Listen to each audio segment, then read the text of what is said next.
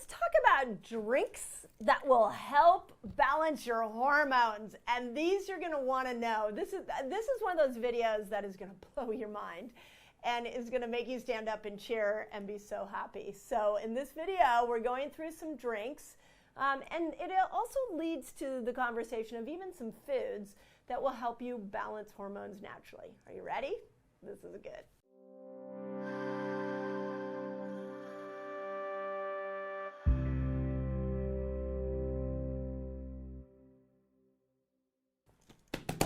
I need a drum roll. Okay, first drink that increases specifically progesterone. And I know when I say this drink, you're going to be like, no, but I'm going to show you the science on it so that you can kind of wrap your head around it. But the drink that can help increase progesterone is coffee. Okay, now how do we rectify this with, there has been some information out there that coffee actually destroys hormones. But the studies I want to point out to you right now are especially relate to the increase in progesterone to estrogen ratio. So let's talk about this for a moment. There was a 2009 study found that 1 to 2 cups of caffeinated, the caffeinated part was part of the key.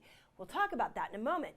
But the 1 to 2 cups of caffeinated coffee a day increased the progesterone to estrogen ratio in premenopausal women. There also was a 2021 meta-analysis that found caffeinated coffee decreased the risk of estrogen receptor-driven breast cancers. So excessive estrogen is one of the more common causes of breast cancer. Now, before I move on to the next drink, let's start with this idea here for a moment. At 35, progesterone starts to go down. Around our 40s, estrogen goes on a wild ride. She's up, she's down. These two hormones, like I mentioned in Fast Like a Girl, is that they work together. They are like twin sisters with massively different personalities. But the deal is that if estrogen goes up, estrogen often can make progesterone go down and vice versa. So they're always kind of keeping each other in check. Anybody who's done bioidentical creams can tell you, like, you go in with estrogen and all of a sudden progesterone goes off and now you've got to use progesterone, which is why they often give you a cream with both. So the interesting thing about coffee is that it increased the estrogen to progesterone ratio in premenopausal women. Now, I don't know the age, they didn't say the age of these women, but it would be interesting that perhaps these women were somewhere around 35 or late 30s where that progesterone was coming down, but estrogen was still high, so when they drank coffee, it balanced that back out. Now, it also, even though it is decreasing the risk of cancer through the receptor sites for estrogen, I want to point out that not all coffees are the same. So just like I've done videos on carbs being different, fats being different, proteins being different, coffee, there is clean coffee and there's dirty coffee. Dirty coffee that you get at your franchised coffee store or coffee place, not good. It's filled with chemicals that actually are endocrine disruptors. But clean, organic, mold-free coffee, that's what this meta-analysis, this 2021 meta-analysis is saying, is that it decreased this risk of estrogen receptor-driven breast cancer. So clean coffee really, really makes a difference. Now, the other part of the coffee equation that I want to point out for women, especially when you're going through menopause or perimenopause, is that you may find as you go through the perimenopausal experience that you become more sensitive to coffee. Like all of a sudden it gives you the jitters, or it gives you a caffeinated high that won't let you sleep at night. One of the interesting things about coffee is that it has a half-life of 6 hours. So the half-life means it takes 6 hours from the time you take drink that cup of coffee for half of the coffee with the caffeine to exit and be cleared from your system. So it would take 12 hours for the whole cup, 1 cup, to be cleared. So if you're drinking a cup of coffee at noon, 1, 2 o'clock in the afternoon, the chances of you being able to put your head on the pillow and go to sleep may be slim, especially if you're a perimenopausal woman who's already struggling to sleep. So when we look at statistics and bold statements like coffee helps increase progesterone, and it helps with this ratio, and it helps with these receptor sites, so you minimize your chances of breast cancer, we need to tack on to that. It has to be clean. And your timing matters, because the last thing I want to do is put out a video that has a perimenopausal woman who already can't sleep drinking more coffee because she thinks she's raising progesterone, but now she can't sleep. So there is some nuance there that's really important. Okay, second drink.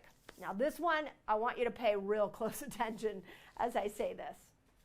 And it's soy milk. Now, like coffee, all soys and soy milks are not made equal.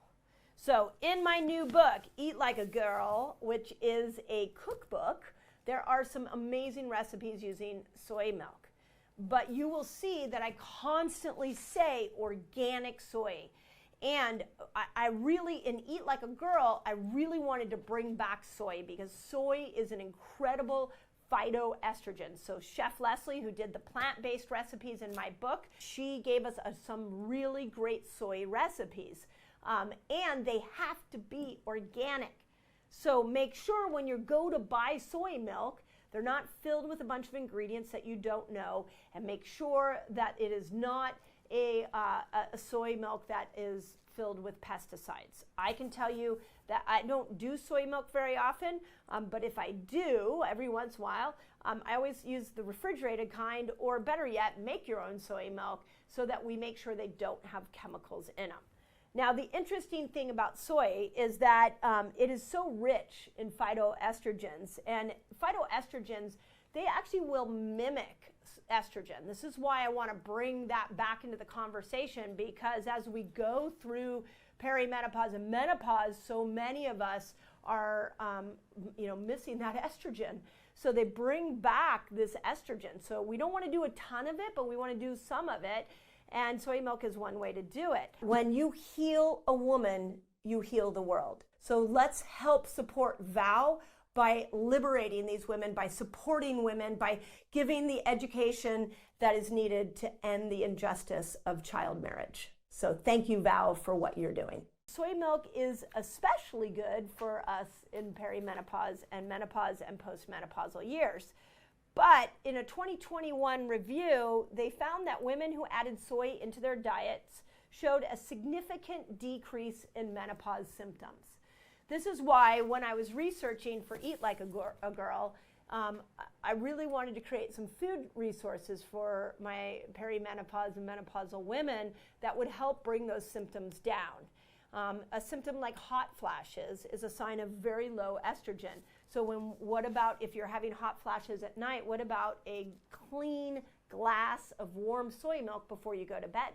See how that works, and if that will stop the night sweats and hot flashes from happening. So that's soy milk. Okay, number 3. This one used to be one of my favorite, and it's good. I've got a few more nuances on this, and that is kombucha. And kombucha is really great for overall hormonal balance, because it is helping add in a good bacteria into your gut. Now remember, I've mentioned in both of these books, I have mentioned the estrobolome. I talk about, if you listen to my podcast, I talk about the estrobolome all the time. The estrobolome is a set of bacteria in your gut that are helping break down hormones, specifically estrogen. And so we want to have this very diverse microbiome so we can break these hormones down. In Eat Like a Girl, one of the things that I will show you is that there are 3 principles to eating like a girl that come into play when you put a meal together. And one of those principles is eat so that you can break down a hormone. And you break a hormone down by giving your gut what it wants so that this estrobolome can work really well. Well, the interesting thing about kombucha specifically is that this one, get ready. I bring you some interesting science, and sometimes I'm blown away myself. So a 2020 study showed that even birth control can be broken down and made less effective when you are supporting a healthy microbiome. So when you are adding in these probiotic-rich foods, such as kombucha, that over time, as you repair that microbiome, you might actually find that your birth control pill might need to be modified because it is affecting that birth control and making it less effective. Interesting. It would be a really interesting discussion to have with your OB who put you on the birth control. Okay, second thing that I want to point out is there was a 2021 review that found that gut imbalances can cause PCOS, endometriosis, irregular periods, increased risk for during pregnancy. Because of this, if we don't have that microbiome to be able to manage estrogen, it could end up being a problem. And so what this 2021 review found that there is a connection between those of you that have PCOS, endometriosis, and irregular periods. You want to bring that balance back. So, kombucha is incredible probiotic. Now, when I look at the probiotic capabilities of foods, kombucha is light. It's like 5 billion CFUs CFUs is the measurement we use for good probiotics. I like also, if you're not a kombucha fan or you don't want to buy kombucha, I also like raw kefir. Raw kefir and raw kefir milk has trillions of good bacteria in it. And those bacteria will support this great hormonal health. In Eat Like a Girl, we've got a lot of recipes for a lot of probiotic-rich drinks and yogurts and things like that. That was a big cornerstone of this book, a lot of pickling. I really asked both chefs to give me a lot of fermented foods, and they did. So you will find a ton in there if you like to cook from home.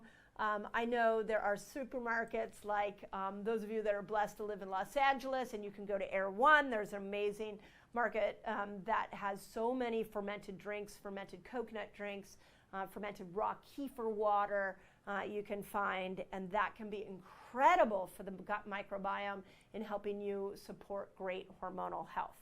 So whatever path you take, what I hope you walk away from with this video is understanding that if your hormones are off, whether it's because of menopause or PCOS or you're struggling to get pregnant, we can't leave your gut microbiome out of the picture.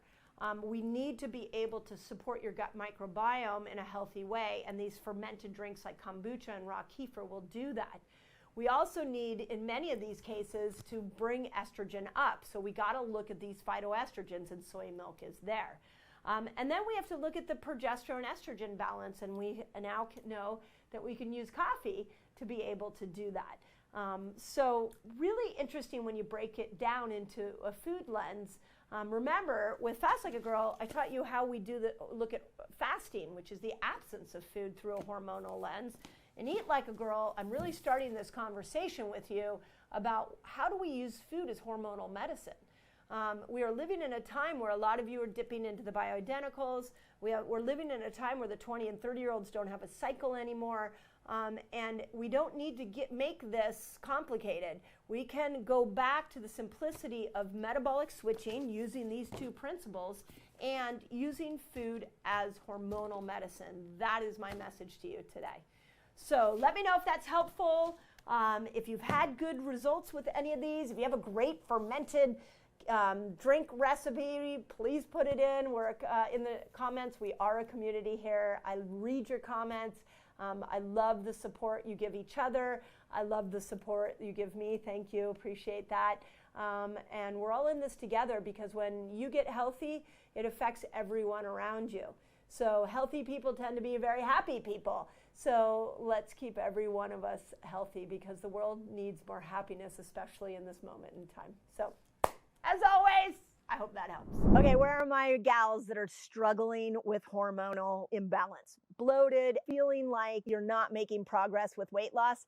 You need to add these foods in so that you can support better hormonal health. There is a lifestyle that estrogen wants you to live, and there's a lifestyle that progesterone wants you to live.